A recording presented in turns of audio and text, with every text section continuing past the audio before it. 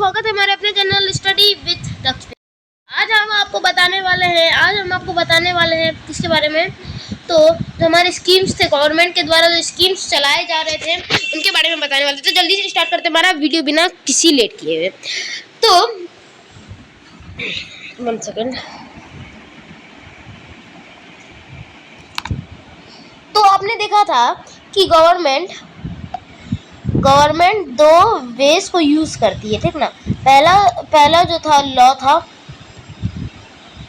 दूसरा था आपका स्कीम्स। लॉ हमने पढ़ लिया, अब हम लोग पढ़ने जा रहे हैं स्कीम्स। ओके, चलिए जल्दी से स्टार्ट करते हैं। वन ऑफ द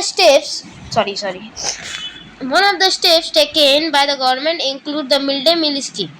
यानी कि इनमें से एक स्कीम का क्या नाम था? मिड डे मील स्कीम नाम था। This refers to programme include government. Okay, This refers to the program introduced all government elementary schools to provide children with a cooked food for lunch. Cooked food for lunch. यानी कि यहाँ पे क्या बोल रहा है? Cooked food for lunch. यहाँ पे क्या बोलना चाह रहा है ये?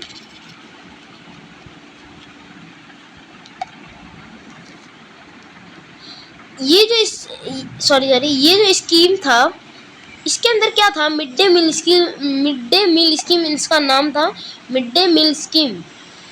This refers to the program introduce the government elementary schools to provide the children with cooked lunch.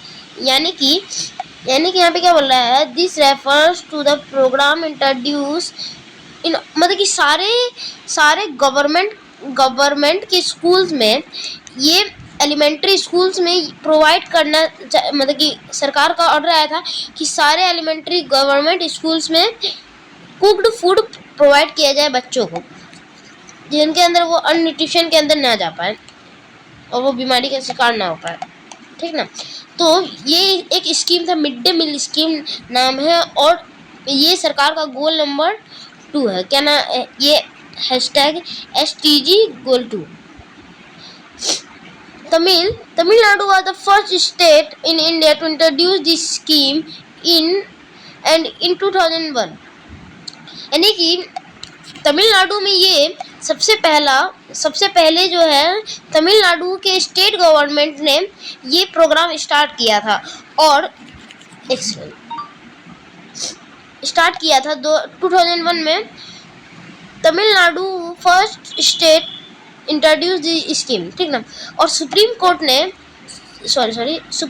ने क्या कहा? सारे स्टेट गवर्नमेंट्स को कहा, सारे स्टेट गवर्नमेंट्स को ऑर्डर दिया to begin this program in their schools in within 6 months. यानी 6 मंथ्स के अंदर ये स्कीम सारे गवर्नमेंट स्कूल में, सारे स्टेट के सारे गवर्नमेंट स्कूल में चलना चाहिए, ठीक है। This program has had many positive effects. ये जो है बहुत सारे पॉजिटिव इफेक्ट्स लाए, that include the fact that more poor children have begun enrolling and regularly attending school. यानी कि इसमें पहला बेनिफिट क्या था कि अटेंडेंस इंक्रीज हो गया, ठीक ना। पुअर चिल्ड्रन जो थे वो इनरोलिंग ज़्यादा करने लगे, रेगुलरली स्कूल आने लगे। किसके लिए? फूड के लिए। This include the fact that more poor children have begun enrolling and regularly attending school। यानी कि पुअर जो बच्चे थे वो ज़्यादा से ज़्यादा इनरोल कर रहे थे और रेगुलरली आ रहे थे स्कूल में। ये एक फायदा हुआ। Teachers are reported that earlier the children would often to go to home for lunch and then return to school, but now the midday meal be provided in school। यानी कि teachers क्या बोल रहे थे? टीचर्स क्या बोल रहे थे यहाँ पे कि चिल्ड्रन, यहाँ पे देखिए, the teachers reported that earlier, यानी कि टीचर्स बोल रहे थे यहाँ पे कि चिल्ड्रन जो थे would often go to home, यानी कि वो अपने घर जाते थे, वो अपने होम जाते थे, घर जाते थे खाना खाने के लिए for lunch, and then not return to school, यानी कि एक बार अगर वो गए तो फिर दोबारा वो स्कूल के लिए नहीं आते थे, मतलब खाना खाने के लिए जाते थे तो फिर वो जब खाना खा लेते तो फिर घर से यहाँ नहीं आते थे। But now the mid day meal being provided in school, अब लेकिन घर जाने का कोई महत्व है ही नहीं, क्योंकि वो खाना खाने जाते थे और खाना अभी क्या है, प्रोवाइडेड है स्कूल में मिड डे मील स्कीम के द्वारा, जो कि तमिलनाडु में स्टार्ट हुआ था। The attendance has improve, attendance बहुत ज़्यादा इम्प्रूव हुआ। Their mothers who earlier had interrupt their work to feed their children at home during the day now no longer need to do so. यहाँ पे क्या बोला है, जो उनकी मदर्स जो थी वो इंटरप्ट हो जाती थी, यानी कि बिजी हो जाती थी अपने चिल्ड्रंस को फूड खिलाने में, अब वो ज़्यादा दिनों तक नहीं चला, वो ख़त्म हो गया अब, क्योंकि mid day meal scheme start हो गया।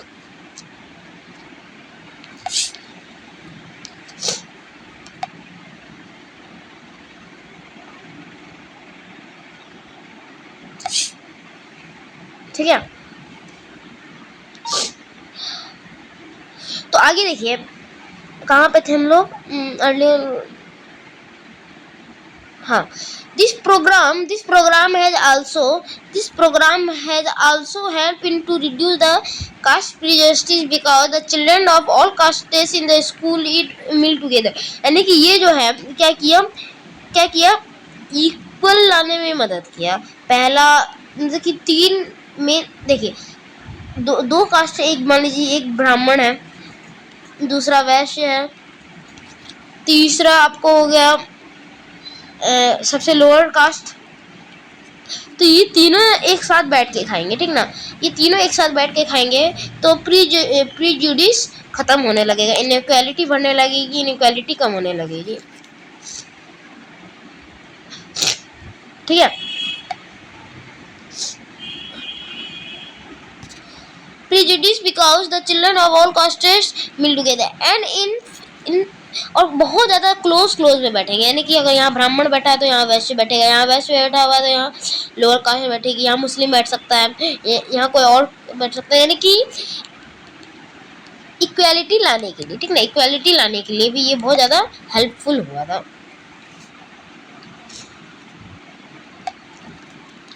दलित women who had been employed to cook meal, यानी कि अब दलित वोमेन जो थी उन्हें फूड बनाने के लिए बोला गया था, टू कुक द मील।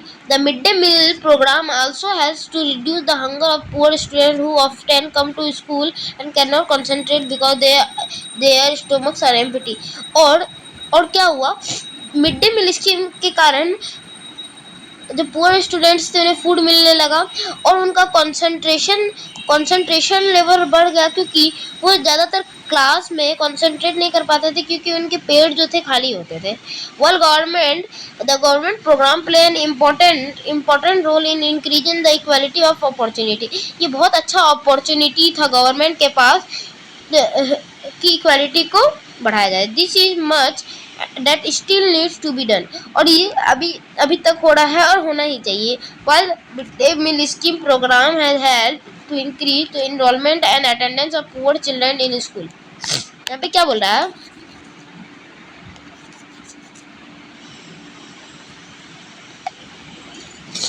यहाँ पे क्या बोल रहा है, while the midday meal program has been increased the enrollment, यानी कि enrollment ज़्यादा हो गया पुअर चिल्ड्रंस का,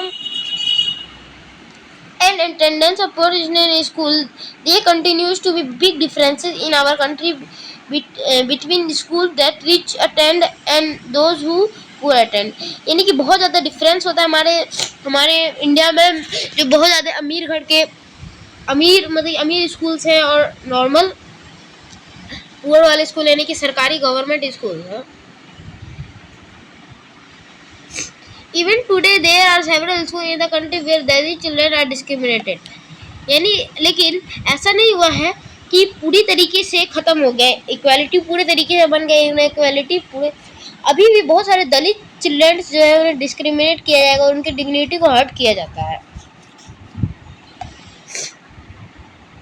और वो ट्रीटेड इनइक्वली वो ट्रीट होते हैं। This children are force into the unequal situation in which the dignity is not respected, और उनकी डिग्निटी को रिस्पेक्ट नहीं किया जाता है। बहुत सारे गलत उनके साथ मतलब कि व्यवहार किया जाता है और उनकी डिग्निटी को रिस्पेक्ट नहीं किया जाता।